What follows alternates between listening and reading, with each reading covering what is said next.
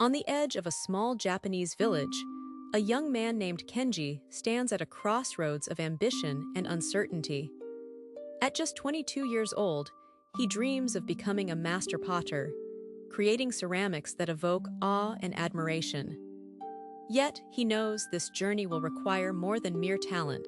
Determined, Kenji embarks on a pilgrimage to the mountains, seeking the wisdom of Master Takashi, the most revered potter in Japan.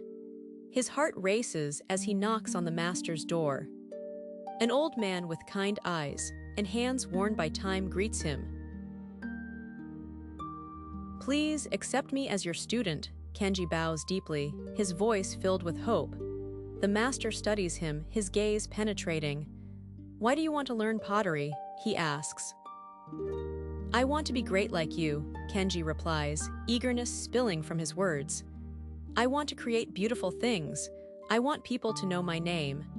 The master's smile is faint, almost wistful.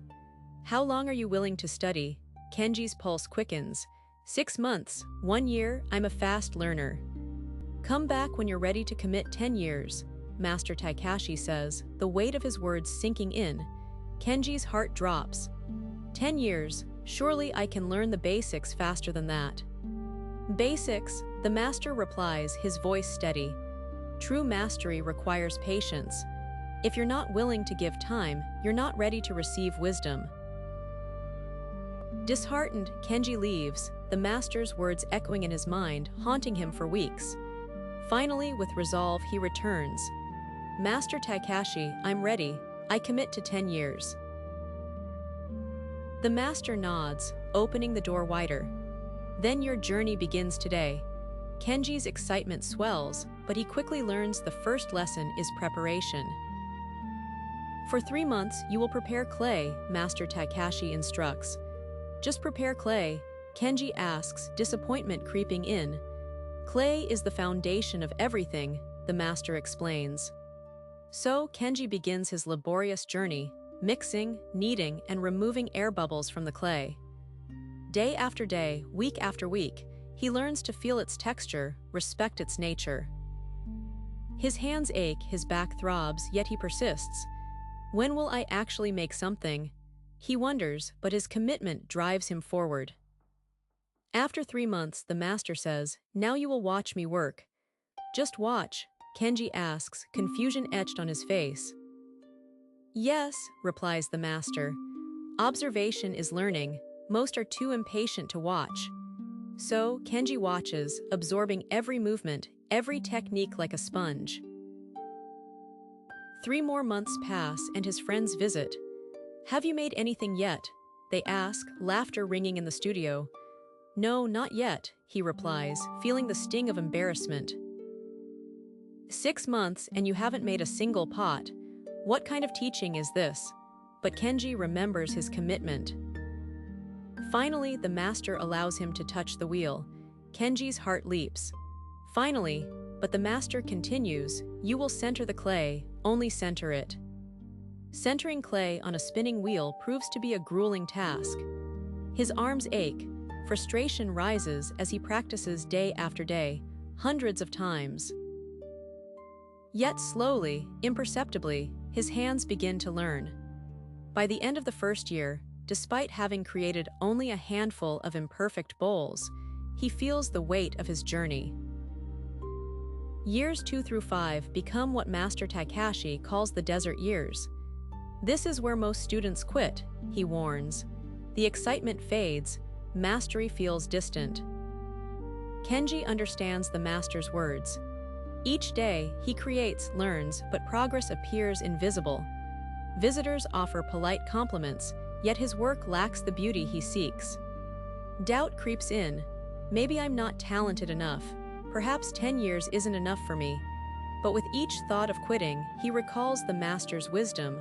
The bamboo plant teaches patience. For 5 years, unseen roots grow deep beneath the surface. Kenji practices, trusting the process. In the 6th year, while working on a simple vase, everything changes.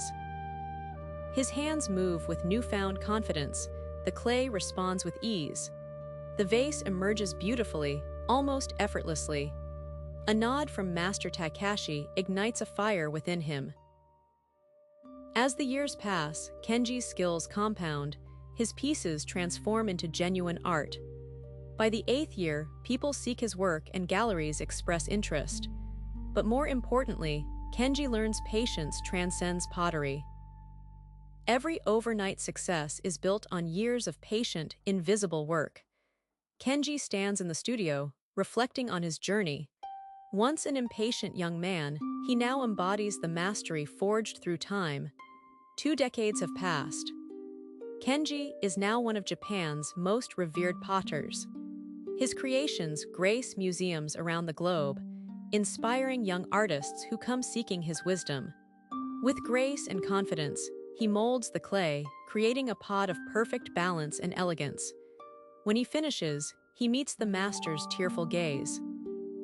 "You have become what you committed to become." Master Takashi's voice trembles with pride. Kenji bows deeply, gratitude swelling within him. "Thank you, Master, for teaching me patience." The Master smiles gently. "I didn't teach you patience. Time taught you patience. I simply gave you time and space to learn." In that moment, Kenji understands. He had moved slowly but deeply, while others rushed shallowly. True mastery, he realizes, is built in the quiet moments, far from the spotlight. Kenji stands in his studio, a humble space filled with the scent of clay and the echo of years. A young woman, full of eagerness, knocks on his door. "Master Kenji, please teach me. I want to become a great potter." Kenji's heart warms. He recognizes her fervor. "How long are you willing to study?" he asks, eyes twinkling with wisdom. 6 months, 1 year, I'm a very fast learner," she replies, her voice filled with hope.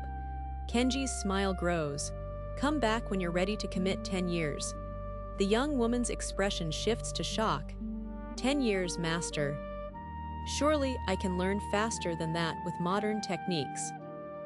"The techniques may change," Kenji responds gently, "but the time needed to develop patience, depth, and mastery does not." He continues, "I'm not just teaching pottery.